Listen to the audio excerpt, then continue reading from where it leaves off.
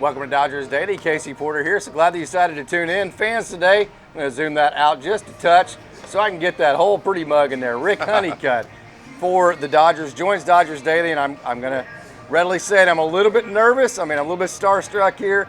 This is such an honor to get to talk to you, Rick. Well, I appreciate it.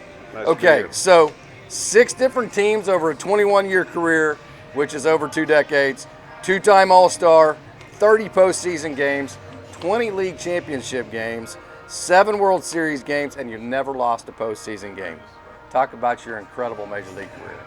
Well, I got very fortunate. I was drafted by Pittsburgh out of college. I was actually drafted by Baltimore out of high school, didn't sign. Went to the University of Tennessee, and then was drafted by the Pirates, and that would have been 1976, a long time ago. And went to the half season in Structure League. Next year I was in AA, and I actually pitched right here in Tulsa. My last AA game was against tulsadrillers, not in this ballpark, but the older ballpark. Stadium, yeah. Yep. And actually threw a 4-hit shutout. And 2 days later, I was a player to be named later from a trade that Dave Pagan had been traded to Pittsburgh earlier in the year, and I was one of the few pitchers that they were looking at from the Pirates organization. And I got traded to Seattle. Went from AA to the big leagues. First night I was there, got to pitch in relief for 2 innings against Toronto, and then a couple days later pitched against Cleveland. And then got my first Major League start in Yankee Stadium against the world champ Yankees there in '77. So got fortunate to go to an expansion team, got a chance to go from AA to the big leagues, and fortunately never went back down. I got to ask you about the Pirates organization. Do you still have one of those big tall hats that have like the honeybee? You got one in your closet? Oh yeah. Oh, that is absolutely awesome. And then also Willie Stargell's from Oklahoma. Actually down south in Oklahoma. Can you talk about him a little bit? Well, Willie, I got to meet him a couple times. I got to go over and throw BP to him during spring training, and so then you get to stay over and have lunch with them.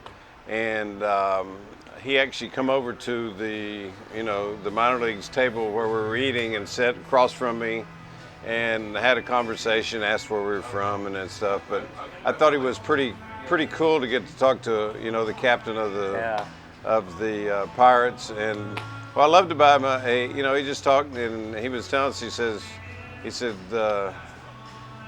young man, he goes, so I got to tell you something that might help you. He says, oh, wow. It's easier to get to the big leagues than it is to stay there. Yeah. He said, if you're not willing to make adjustments and listen and get better every year, he said, this game will catch up to you. And anyway, but I got to meet him, and then when I was in Niagara Falls that was the year before, I got to pitch for the Pirates against the AAA team in Charleston, West Virginia, and meet Danny Arzark and the whole Pirate squad. But yeah, I have fond memories of the Pirates.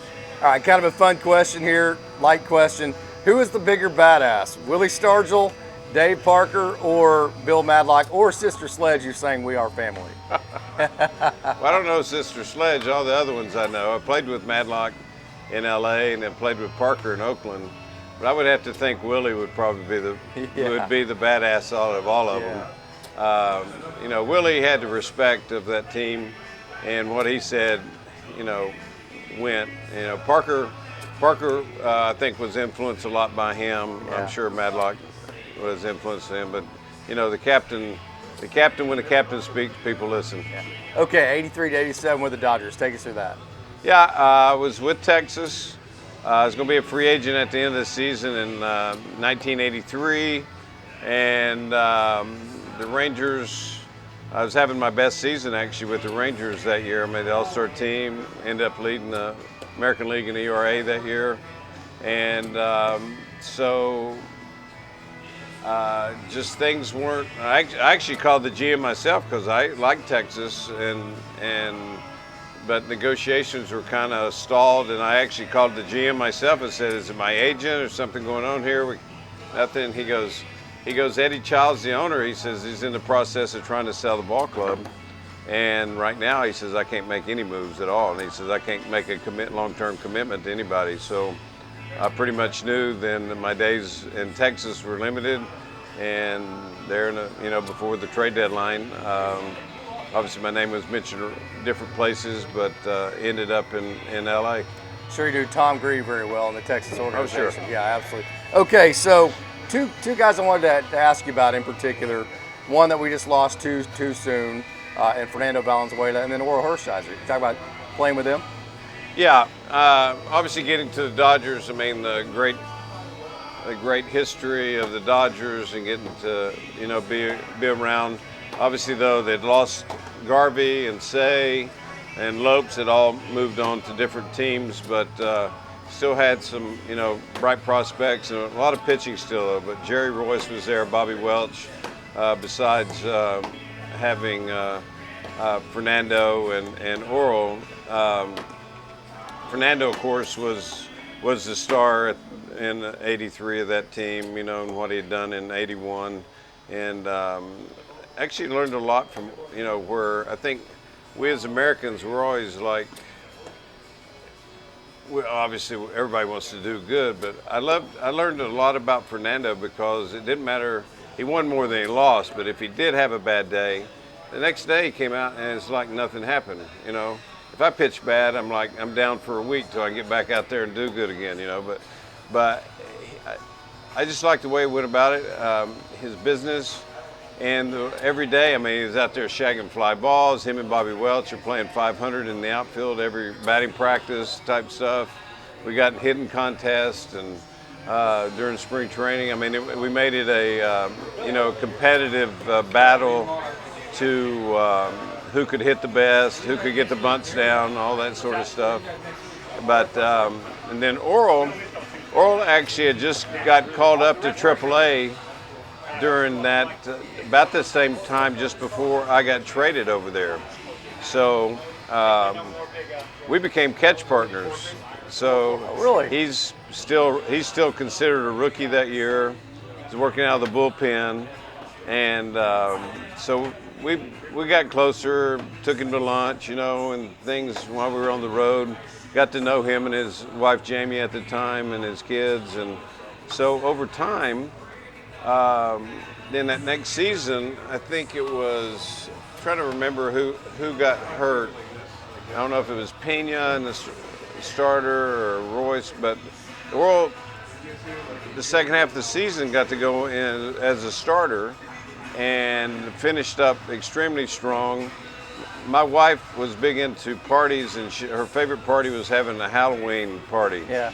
And so we'd invited all the players that still lived in the LA area after the season was over. And here comes Oral and his wife driving up in their Volvo at the time with the sunroof open. And I'm looking out the window and I'm telling my wife, I says, you're not going to believe what Oral and Jamie, they're the cone heads. Their heads were sticking out of the Volvo.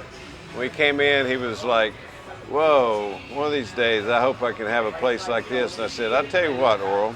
I said, I believe you're going to be a star, and I will trade my next 3 years of my contract, give you this house, and you give me the next 5 years of your contracts. Wow. He goes, really? And I go, that's how much I believe in you. And wow. He still says to the day how much, our relationship was. But he said that was like a kind of like a confidence builder. Another player, teammate would say something like that. And of course, we still are, still stay in touch. When I got back in the organization and he was the broadcaster, we were able to really touch base again. And but yeah, he's a great individual and obviously a great pitcher. You won the World Series with the A's in 1989. Was that the earthquake year? Yes. Talk about that experience. Yeah, well, go back. I was with the A's. We went to the World Series 88, 89, and 90. We only won 89. Actually, the Dodgers beat us in 88. But the 89 series, we were on a mission after losing and getting back to the series. And then had the Freeway Series, us against the Giants. And here we are in Game 3 over in San Francisco. And just literally 10 to 15 minutes before they're announcing the lineups and announcing everybody to stand on the lines how they do, and the earthquake hit, and pretty much I'd never been in anything like that, and I was still actually just getting ready to go out in the clubhouse, and our clubhouse is underneath the right field bleachers, and when the earthquake hit, all the lights went out. They didn't have backup lights or anything. I mean, we're in there and it's total dark. And finally somebody got to the door and you're like in this, feel like you're in a cave trying to get to the light that you can see. And by that time, the shaking had stopped, but everybody runs outside. We want to check on our families and everything. And yeah, that was a very strange series with that being interrupting. And then, of course, all the deaths and everything that happened actually in Oakland, where the freeway collapsed. We really didn't know there was talk of not completing the series. I think it took about 8 or 9 days before we restarted. And yeah, it kind of put things in perspective, though, with something that dramatic.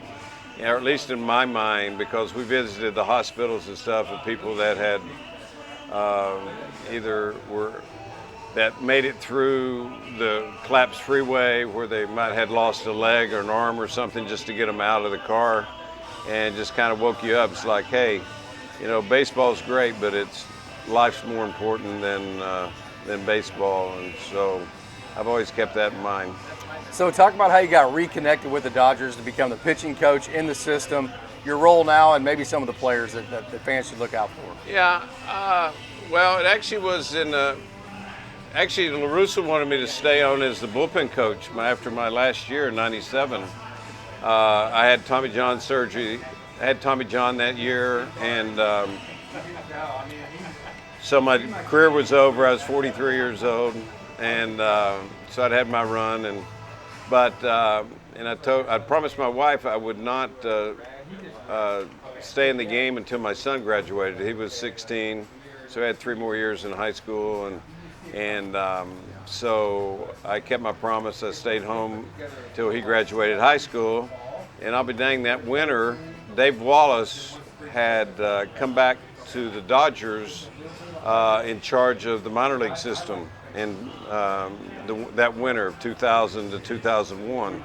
And he called me that winter after the first of the year, and he goes, and we'd talked before that, we stayed in touch even after I quit playing, but he said, I'd like for you to think about coming and working for me in the Dodger system. And he said, don't know exactly what it'd be right now, but he said, once you come to spring training, we'll try to figure it out. So actually in 2001, I came to spring training, and he said, I'd like for you to go through the system and tell me what we got, pitching-wise, because they'd had a run of about 3 or 4 years. The minor league system had been going downhill. So anyway, putting the uniform back on and getting back on the field just took me, and I was started going around to watching the minor league guys and stuff, and so then the next year they asked me to come on more full time, and I became the assistant pitching coordinator, and then the next year I actually became the pitching coordinator. And then in 2006, because we were starting to get some of our people coming through the system, Billingsley, Broxton, Quo, they were all making it to the big leagues at the end of 2005, and they pretty much told me they would like for me to maybe be the pitching coach, that they were going to make changes, and would I be interested in being the pitching coach? And I said, yeah, but I like Jim Colburn. I think they're good people. I like what I'm doing, but anyway, they made changes and they were gone, and it was a little bit strange because DePodesta was the one I talked to, and then he got fired. And that's when Coletti came in, and then they hired Grady Little. I'd never met Grady Little, so through the people in the organization that knew me and how I had worked with all those guys that were getting ready to come up, they asked me I became the pitching coach in 2006, and survived through 4 different managers, and I think 4 or 5 general managers, and But it was really fun and great to be able to stay in the game at that level. All right, let's finish with some of the pitchers in the system right now. Of course, you're a roaming instructor. Is that what they call it? You kind of go around to different spots? Well, I'm actually a special assistant to the GM, so they gave me a title. Actually, after I had back surgery, I felt like I needed to get off the field, and I recovered from that in 2020 when the COVID hit. So I really needed that year to recover, and so since then, they've just asked me to go through our system. I write reports on everybody, and obviously try to work with the pitching coaches at every level, and talk to the guys, and just try to maybe point out a thing or two how maybe they can get better a little bit quicker. But in our system, I mean, we've been lucky. I mean, we've had a lot of injuries, of course, so our young guys have been pushed. I mean, all the guys that have been here just a few years ago, from Bobby Miller, and Sheehan, Stone, Kyle Hurt, Grove, all those guys made the big leagues. Unfortunately, most of them has had some injuries, which is not a good thing. But in the system now, I mean, the kid that's pitching tonight, I really like Ferris, Jackson Ferris. I mean, he's pitching tonight. I mean, Copen got called up here. I think, he's got some ability, obviously. If he can continue to get better, he's made some quick jumps. At each level, you're starting to see. I mean, we've just added Fox here. I mean, he's. I think we're pushing people up as quick as we can, and I think it's the right move.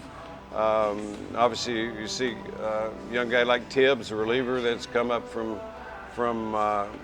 Great Lakes and done a very nice job since he's been here. So. I know I'm forgetting a lot of guys, but you just have so many, and each year you see guys stepping up and start making quick advances. I mean, Chris Campos. I mean, I think over the last year and a half, I mean, I think he's made tremendous strides from where he was 2 years ago. So that's what you're looking for, is young guys that take the information and try to get better. Because like I was saying before, like Willie was saying, he said, if you don't make adjustments and listen to your coaches and get better, this game will get past you in a hurry. So that's really what you want to see, is guys that can take information and process it and make themselves better. So last question here, you've seen the challenge system with your own eyes at AAA Oklahoma City. What are your thoughts of that? It probably will be in the major leagues, and some maybe let me back up. Maybe it'll be in the major leagues next year. What are your thoughts of it? Yeah, I mean, the commissioner's pushing for it, and so he likes to make changes pretty quick. But I mean, they've been testing this for I guess about 4 or 5 years, and then when they put it in AAA, I think 3 years ago, and each year they've kind of adjusted how they've used it. I think part of it too is making sure that they get the parameters of the zone for each hitter. Yes. So you can't just put a box up there like you see on TV. Yes. So they're actually adjusting the zone to each hitter, so they have to make those adjustments. So even this year, they cut the challenges back from 3 to 2, and I like it. And they tested out in the All-Star game, and you saw how it works in the All-Star game. And it's quick. It's not like they're having to go over and listen to the headset. I mean, within seconds, it's on the board whether the ball touched the zone. And I just believe that anything you can do to get things right. You don't want a game determined by a bad call. It's like last night. They're even going to put in, I think, eventually check swings. Like Tatis last night. I mean, he obviously swung, but the first base umpire said no swing. Cost us a big out last night and could have cost us a game, which we needed last night in the big leagues. But so the whole thing is no different than when they put in the instant replay on the field, just trying to get the calls right or more consistent. So it makes everybody better, makes the game fair, and I think they're working to do the best they can to make it the best game possible. Rick Honeycutt, what an honor. Thank you so much. My pleasure.